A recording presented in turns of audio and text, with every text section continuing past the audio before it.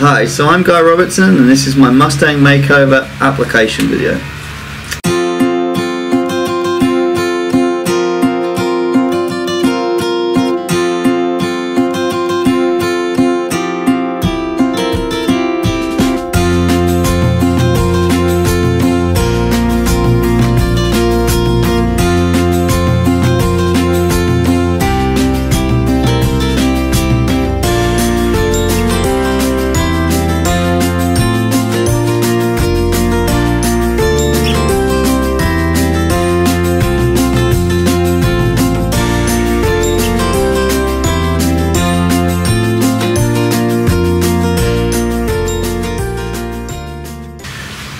I guess the main reasons for me wanting to apply to do this, I mean, first and foremost, it's the experience, it's the knowledge, it's the ability to improve, and I think that's something right from the start that I've always strived for. Any opportunities I could take to ride in a clinic, any opportunities I could take to work with a horse or work with somebody or travel or learn, you know, I've wanted to take it, and I think this certainly is that. You know, Mustangs are the ultimate blank canvas. They've never been around people before, they've got no real experience of people, and it gives me that ability to really test my program, test what I've learned to this point, and maybe, you know, that I'm going to learn some new things as well. The other thing I think is the adventure of it all. You know, there's an excitement about going to Germany, collecting a wild Mustang, bringing it back to the UK and working with it. So as much as it's a challenge, it's an adventure too, and I think, you know, that's what life's about, and for me that would be something that I was really excited about, you know, and deliver that message of what's going on with the Mustangs in the US, and you know, and educate people on that as well. Okay, so just a little bit about me. I'll start from the beginning. I started with horses when I was just tiny, you know, a little toddler. We lived on a farm and my mum was always into horses, so there were always ponies around for us to ride, and I had a sort of a traditional, sort of an English upbringing with regards to the horses. We used to went through the whole pony club system, me and my brother and sister. I had a little grey pony called Topic, and we went to pony club clamps, we did jumping, eventing, and I moved on to bigger ponies and sort of continued along that vein. And it was really great because it gave me a good you know, foundation, taught me to ride, taught me, you know, about stable management, and it taught me, you know, how things kind of were done traditionally and should be done traditionally, essentially. In about 1996 things changed, because that's when I started to play polo cross. Polo cross was great because it married my two loves of sport, and it married my love of horses, and it gave me an opportunity to do both.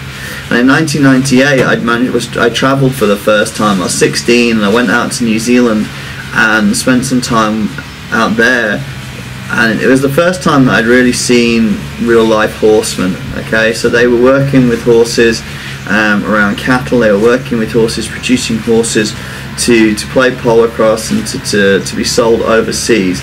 And it gave me a really good opportunity to see people working with horses that, you know, hadn't been kept in backyards, that weren't that quiet, weren't that gentle, and seeing how they managed to work with these horses and get things done with a minimal amount of stress, with a minimal amount of resistance on the horse's part. The polo cross, you know, I played polo cross in my country. I played represented men's polo cross, and I travelled all around the world, and what I would do is I'd stay in places like Australia and America and New Zealand and South Africa and Zimbabwe, and whilst I was there I was riding lots of different horses. I was working starting horses, I was working on beef farms and sheep operations, and it was a great sort of schooling for me, teaching me, giving me an opportunity first to ride a lot of different horses, which was, you know, a lot of different opinions of what I was doing, and, you know, really giving a horse a job, giving him a purpose. And that's something that I've tried to carry through nowadays into my teaching program, into my clinics, is that idea and the benefit that there is of giving a horse a job to do, giving him a purpose. So I played polo cross till about 2010, and it was in 2010 that I decided I was going to focus full-time on my starting business. I'd been working professionally training horses from about 2006, but it was in 2010 that I decided that I would quit with the polo cross and retire from doing that and really concentrate on starting horses and working with problem horses. And I did that from 2006, right up to the present day, taking on over 100 head of horses each year, starting horses, working with dressage horses, working with problem horses, lots of different types of horses, lots of different backgrounds, lots of different issues, and it was just a great opportunity. We're talking over 1,000 horses in that time frame, that I really was able to learn from. I would go to clinics and ride with guys like Martin Black and Joe Walter and Mike Bridges and Richard Winters, and we'd host all these guys, and when I rode with them, it would give me an opportunity to go back during the week and practice every day, trying to put some of these ideas, some of these philosophies, some of these techniques into practice, and it was a fantastic experience. The last year or so I've really focused mainly on my teaching business.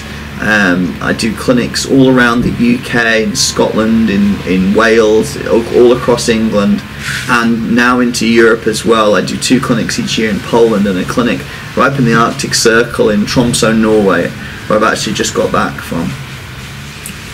I really enjoy the teaching side of it. It's given me the opportunity to take all that experience, all those things that I've learned over the last few years, and put them into practice.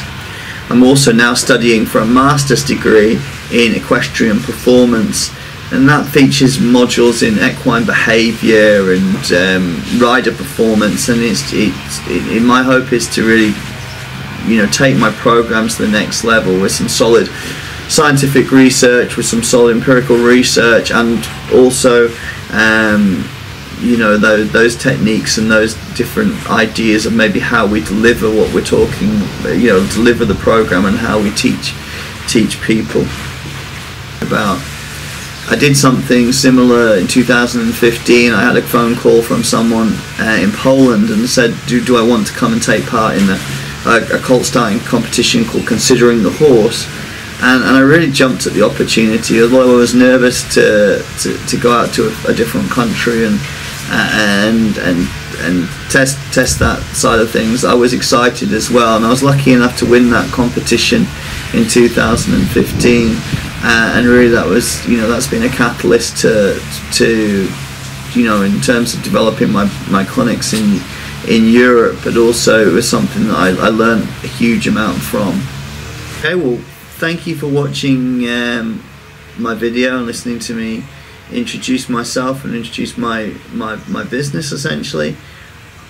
I hope you like it, I hope you found it good, and hopefully I'll get the opportunity to come out and meet you all in Germany.